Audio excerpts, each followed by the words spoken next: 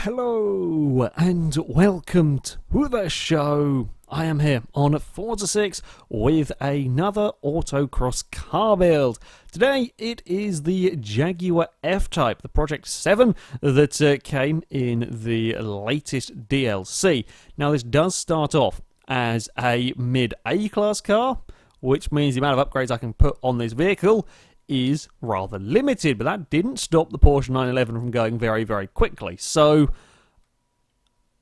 there could be sort of potential, possibly. I don't quite know what to expect with this vehicle. It was a similar story with the Camaro Z28 and so on. That did relatively well because it was a decent sort of base car. So maybe we could see the Project 7 go quite quickly. Now, the first thing that I'm going to put on the vehicle, we're going to get some Forza Aero. Now, sometimes this does lose a little bit of PI, increases the drag, reduces the top speed. I don't care about top speed, not important. I love how it's got sort of a triple chin almost going on with that splitter at the front.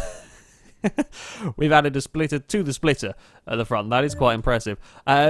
Yeah, sometimes you can lose a little bit of PI because of the drastically reduced top speed, but that doesn't bother me for autocross. And yeah, we gain some downforce, which is nice. Now, our next kind of big choice is what are we going to do with the rest of the PI that we have. We could get full race weight reduction. It'll get the car just under £3,000. But I think I would be better off going for tyre widths. I think this is what we're going to want to go for.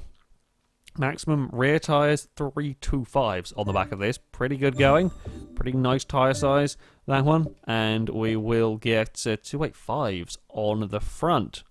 Also, pretty damn nice. Now, we're probably going to... We could go for a race compound of tyre. I was going to say, we're probably going to have... the standard tyre in this car is going to be a little bit better than the very basic tyres, which is the case. I think we're going to be better off going with a weight reduction of some sort. That's a shame, 8 PI too much. I can't bring it back down by 8. We're going to go for a sport weight reduction. Now, we could potentially go for a kind of a combination, and then we might sneak on... we can't quite sneak on sport tyres either. I probably wouldn't anyway. The standard tyres with this sort of size tyre width on it probably won't be too much of a problem for this car, and I think the PI would probably be better spent elsewhere. So we're going to go for the race springs. Yeah, probably might be worth going for that. It's a little bit of a difficult truck. We're definitely going to want that, so let's go there. I think we probably might be worth going with these. And roll cage. Now, normally I would put these on the cars. I'm not sure if the F-Type is actually going to really need it. It might not be a bad idea. It's an interesting roll cage, certainly, on here. It does up the weight a fair bit. But normally I'd go stick it on there for the chassis rigidity. Any handling is good, basically. So I think we're going to go for it. I think we're gonna go for it. We're going to have to try and get some of that weight back. Exhaust, we'll get a little bit of it. Not as much as I was kind of hoping, I'm guessing. Sometimes supercharger can lower the weight with the higher tier ones. Not that we could get that on with the PI that we have left to play with. Yeah, race intake will lower weight a little bit. I mean, I'm talking about the weight and so on. The car does have quite a lot of power in it, so it does make up for some of it in, the power to weight ratio. It's whether we've got enough agility through the turns. That is the big thing. 600 horsepower, 546 foot-pounds of torque is pretty damn good going. We will get the race driveline on the car, and then I might have a look, see if I can sneak on a flywheel. Sometimes you can. I doubt I'm going to get away with it. Nope. Okay then. That is our vehicle. The size of the tyres is lovely. It's a similar story to what we had with the Camaro, though. I think a little smaller tyres on this one, but Yeah, we have got some nice big tyres. We've got it about as light as I can really feasibly do it. I think I probably will want the roll cage as opposed to not, even though it will have a good chassis. Anything that can help is probably a good idea. Also, yeah, the roll cage adds weight, but it drops PI, so I can get more power in it. So I think it kind of evens itself out. I think it's a worthwhile thing to probably do with the Jag. Yeah, lots of power, lots of torque, but it is a bit heavy. Could be quick. I'm not sure, though. Not sure what to expect from this car. Of course, to test out the Jaguar, we have come to the Hockenheim Circuit, where it will get 3 runs through the Autocross course. Our current leader is the Renault 5 Turbo with a time of 2:05.2, a mighty quick Autocross time, and one that I would be surprised if the Jaguar was to go quicker or really challenge the Renault. But I said that about the Porsche, and the Porsche got very, very close in second here. So there is kind of potential. I think perhaps the Jaguar may be a little too heavy. I think the Camaro, the Z28, may be a good sort of comparison vehicle. That's at a 2:07.1 around here. So we could certainly see the Jaguar go quite quick. I don't think we're quite going to challenge the 2:05s. But you never know, really, with these vehicles. Or it could be like an F-Type and want to be sideways everywhere, in which case then we're likely to really seriously struggle. Let's wait and see what the Jaguar might do. It is, yeah, it's quite a bit more perhaps slidey and wheel spinny than some of the vehicles we have had so far, but admittedly 99% of them have been running with race tyres, often with similar size race tyres as well. So that's perhaps not too surprising. Was not massively quick through that first of the high-speed gates. I didn't really trust the car, in all honesty. It certainly feels a lot nicer than the last Jag that went around here, the XJS. That thing was a wallowy boat. This definitely is a damn sight nicer than that, but yeah, I don't quite have as oh, we've got good straight line speed. So it clicked 117. I don't quite have full confidence in the back end of this car. It is wiggling around a little bit too much certainly for my liking on an autocross course. It feels pretty good to drive though. We get change direction quite nicely. The brakes are certainly not bad. There wasn't an option to upgrade them, otherwise it'd be one of the first things that I would do, but we couldn't do anything with them. Hey, some more Jaguar sidewaysness wanting to go on. Yeah, they're not bad. It's 119 miles an hour down that part of the course. That is very fast indeed. So it's certainly got the acceleration. The weight isn't so much as to kill the acceleration. It's whether it's enough to kill it carrying speed through the turns. Certainly, I have been quicker through some of these gates. I know the first of the high-speed gates I wasn't very fast through. I think I've a couple of places I've been a little bit scared of what the back end of the car might be wanting to do, and we are a long way down in time-wise. Can get the power down though out of there. I will be honest, I was expecting a little bit of a quicker time from the Jaguar. That was, yeah, not amazingly fast. So, on to run number 2. You didn't actually clip any barrels in that last time. Just overall, it wasn't particularly fast. I wonder if this might suffer a little bit of a similar kind of fate in some ways to the Range Rover. I'd expect to be able to find a little bit of time in this. Certainly, I don't feel like I have a huge amount of confidence in the Jag with the rear end sort of wanting to do its own thing. We're certainly not lacking acceleration.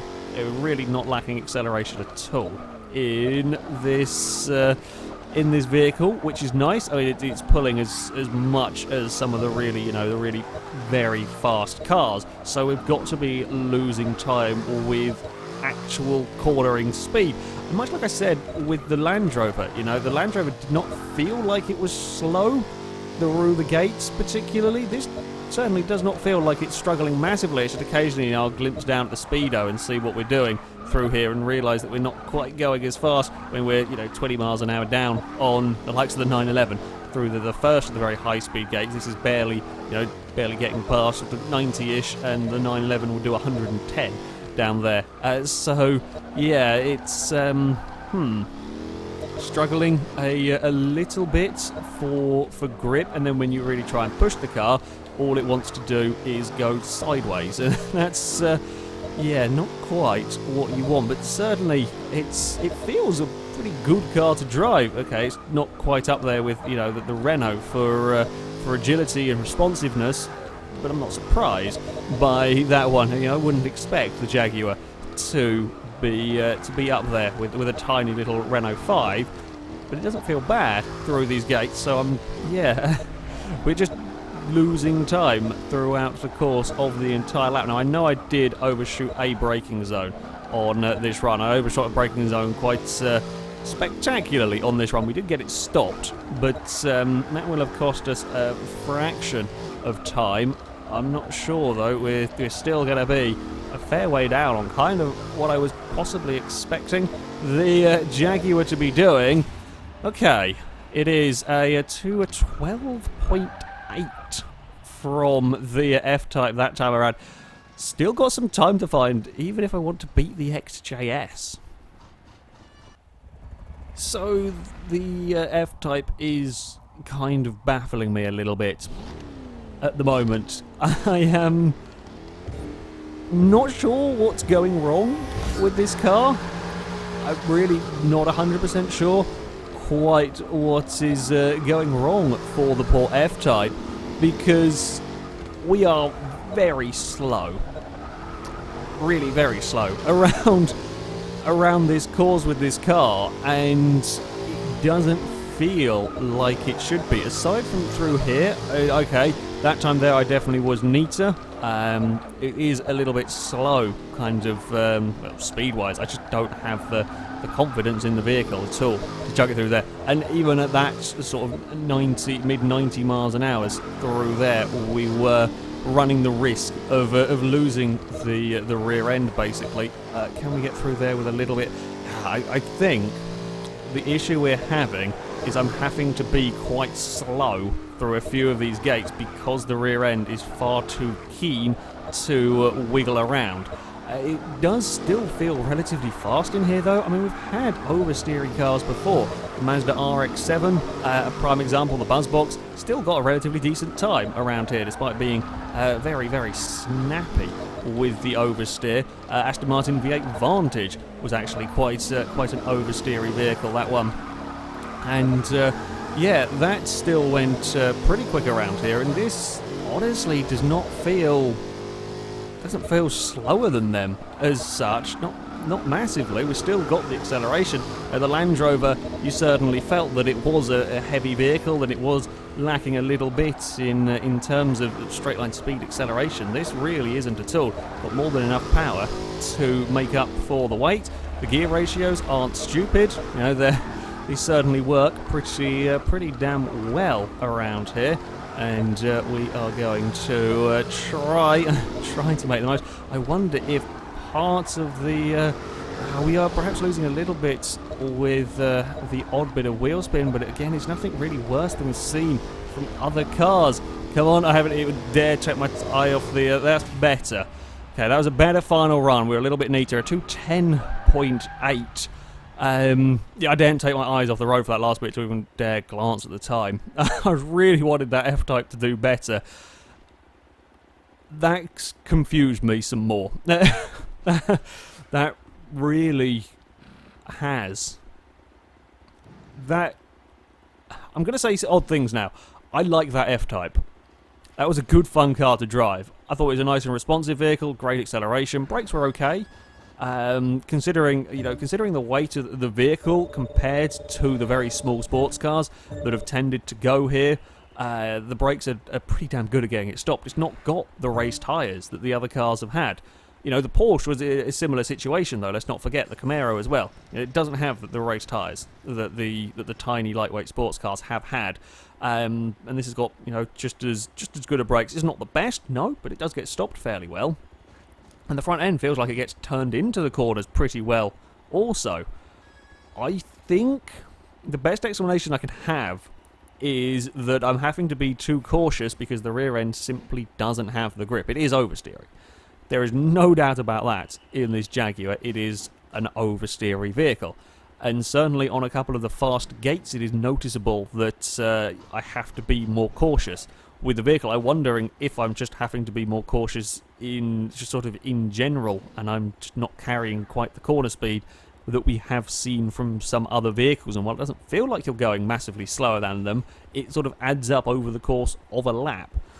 I think that's probably what's going on with the Jaguar. Is just a lack of rear end grip, meaning you can't quite push it as hard, and if you can't quite push it as hard through every single one of the gates, that's where the time gets lost, really, over the course of a lap, because it is a good fun car to drive. You know, I've got to say, it is a good fun vehicle to chuck around this course. Have thoroughly enjoyed driving it, but it's not very fast. It's not very fast at all. It does go into 36th place on the leaderboard. It beats the Tesla Model S. It does beat the XJS, thank God, the horrendous boat. It beats the Volvo 123, the Holden Monaro. It does get beaten by the Cooper Works Mini, Dodge Daytona, Ford Deluxe, even the Subaru SVX. That was quite underpowered. The SVX. Yeah, a little bit of... A little bit of a shame. It feels so much faster. It's a hell of a lot more fun than that time would suggest, but just not quite suited to autocross. This Jaguar. Well, there we go. That is it for this video, guys. Thank you very much for watching, and until next time, goodbye.